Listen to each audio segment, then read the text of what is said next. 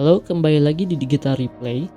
Pada kesempatan kali ini, kita akan membahas sebuah game yang bernama Forgotten Annie, yang mana game ini adalah game berbasis petualangan sinematik dengan elemen puzzle platformer ya, yang dikembangkan oleh sebuah studio yang bernama Troutline Games ya, dan dipublikasikan oleh Square Enix ya. Siapa yang nggak tahu Square Enix ya?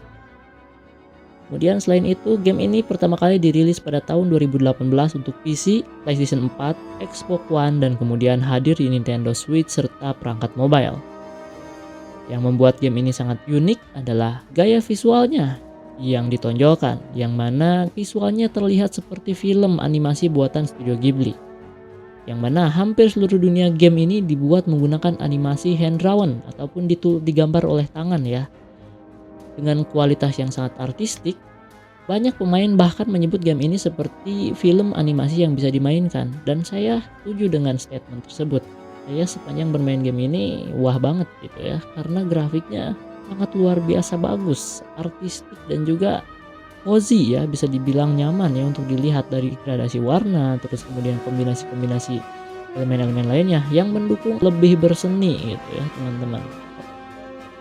Oke, yang pertama yaitu konsep dunia game Forgotten Annie, di mana dalam konsep utama di game ini yaitu semua benda yang hilang dan dilupakan manusia akan pergi ke sebuah tempat ataupun sebuah dunia yang bernama Forgotten Land. Yang mana di dunia ini contohnya kaos kaki yang hilang, mainan lama, surat yang terlupakan, lampu rusak, bahkan hingga benda-benda kecil sehari-hari akan hidup dan memiliki kesadaran sendiri, dan mereka disebut makhluk Forgotlings ya, yang mana Forgotling ini memiliki berbagai macam job ya, ataupun berbagai macam peran dalam game ini untuk memperkaya elemen-elemen yang dapat kita sadari ataupun dijadikan sebagai detail-detailnya ya. Tentunya seperti pekerjaan, terus perkotaan, pemerintahan, hubungan sosial, bahkan ada unsur politiknya ya, konflik politik lebih tepatnya.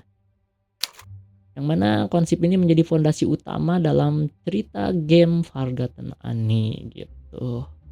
Dan konsep ataupun fondasi ini mirip dengan kepercayaan orang Jepang, yaitu kalau gak salah ya, suku Mogami ya, dimana benda yang sudah berumur lebih dari 100 tahun kemudian ditinggalkan atau dibuang, dia akan menjadi makhluk hidup ya. Nah, mungkin mirip-mirip ke situ ya. Orang ataupun kreatornya yang bikin ataupun yang nulis ceritanya itu mungkin referensinya dari sana ya. Oke, yang selanjutnya yaitu cerita utama. Di sini kita berperan sebagai Annie, yaitu seorang manusia yang bekerja sebagai enforcer atau penjaga ketertiban di Forgotten Lands. Yang mana Annie tinggal bersama seorang ilmuwan tua bernama Bongku ya. Mereka berdua sedang membangun sebuah jembatan menuju dunia manusia agar bisa kembali pulang. Namun suatu hari terjadi pemberontakan besar yang mengancam proyek tersebut. Garis besarnya seperti itu ya. Yang selanjutnya yaitu Annie ditugaskan untuk mencari dalang pemberontakan, kemudian menghentikan para pemberontak, dan selanjutnya yaitu menjaga stabilitas di Forgotten Land. Namun semakin jauh perjalanan berlangsung, si Annie ini malah mempertanyakan. Nah, di sini menariknya, siapa sebenarnya yang benar ataupun yang salah? Kemudian apa itu benar, apa itu salah? Di sini si Ani disuguhkan dengan konsep ataupun kebingungan ya, morality identity anjir. Dia kebingungan dengan mana yang baik dan mana yang benar. Dan pertanyaan terakhir dari si Ani ini cukup membuat saya kaget ya, yaitu apakah Bongo itu benar-benar mengatakan seluruh kebenaran? Nah, ini tuh bisa menggiring opini kalau ternyata si Profesor Bongku ini memiliki rahasia-rahasia yang sangat kelam gitu loh. Terlepas dari apa yang kita lihat dalam game ini gitu teman-teman ya. Dan disinilah cerita mulai berkembang menjadi jauh lebih emosional dan juga filosofis teman-teman ya. Dan itulah yang menariknya, saya suka itu. Kemudian yang selanjutnya yaitu karakter-karakter dalam game ini. Yang pertama tentunya yang kita mainkan yaitu Annie ya. Itu seorang manusia yang dibesarkan di Forgotten Lands dan bertugas untuk menjaga ketertiban di tempat tersebut. Di awal cerita, ia sangat loyal kepada Bonku. Namun seiring berjalannya cerita, pandangannya mulai berubah.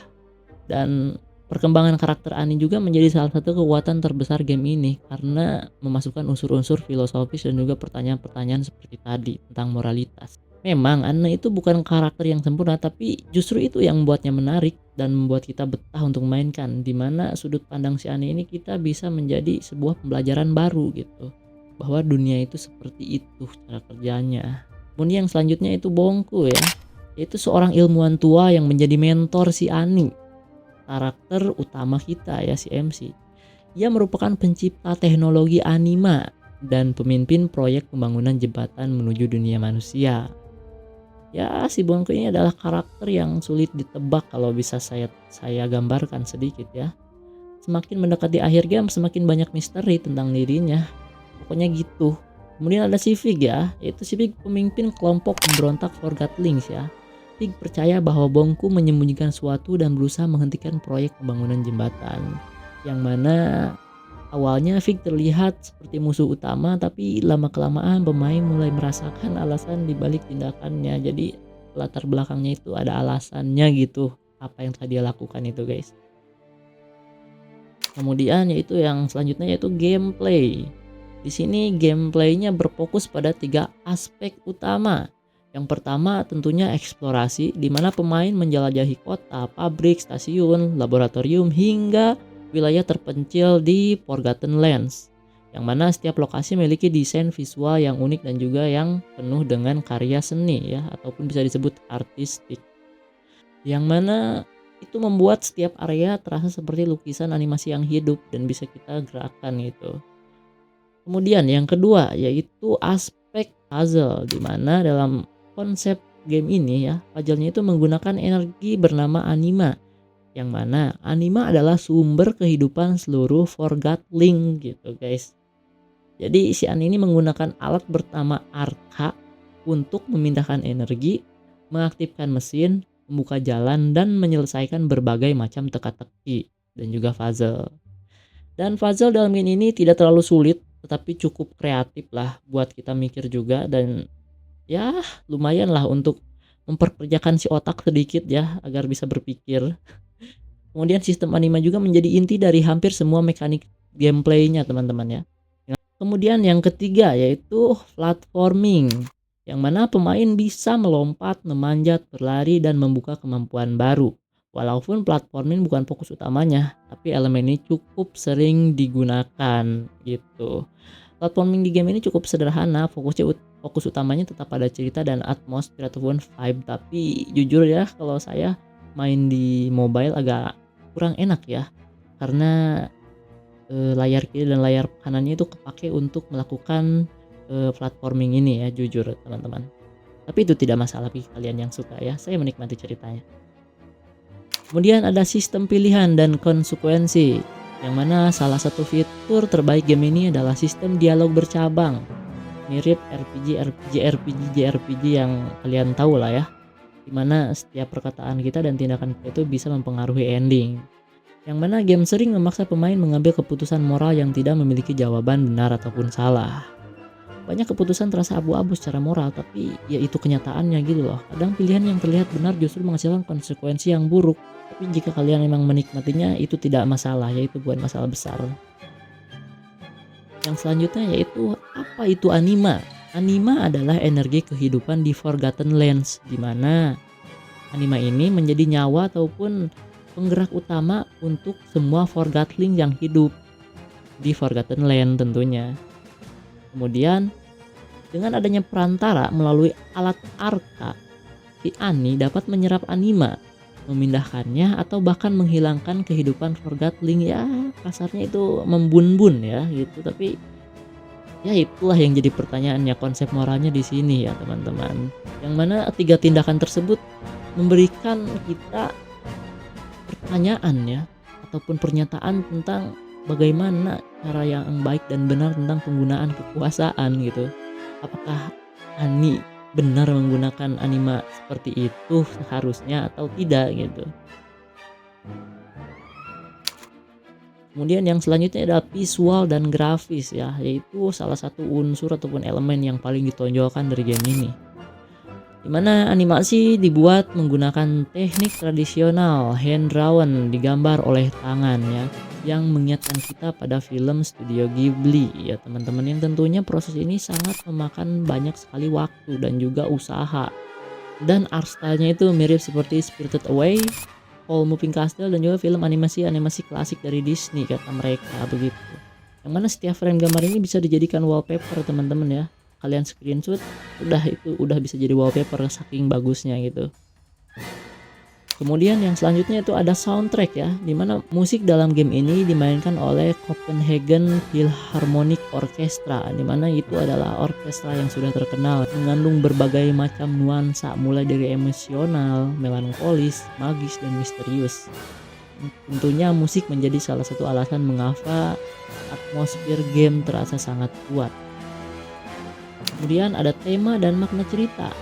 Ini adalah bagian yang membuat Forgotten Ani sangat spesial, karena game ini membahas tema seperti kehilangan, kenangan, identitas, pengorbanan, dan juga bahkan arti keberadaan atau krisis identitas ya. Forgatling sebenarnya mewakili benda-benda yang pernah dimiliki ataupun memiliki arti bagi seseorang. Ketika mereka dilupakan, mereka kehilangan tujuan hidupnya. Yang telah saya sebutkan tadi yaitu mirip dengan konsep Tsukumogami dari Jepang ya. Ya mungkin ini kesimpulannya ya. Untuk game Forgotten Ani ini bukan game yang mengandalkan aksi yang besar ataupun pertarungan spektakuler yang mungkin orang-orang sukai gitu, kayak hack and slash ataupun gimana-gimana, karena game ini terfokus kepada cerita yang disajikan dan juga tentunya dengan unsur-unsur artistik seperti tadi, entah itu musiknya ataupun tampilannya, visualnya, dan tentunya ceritanya yang nomor utama di sini ya.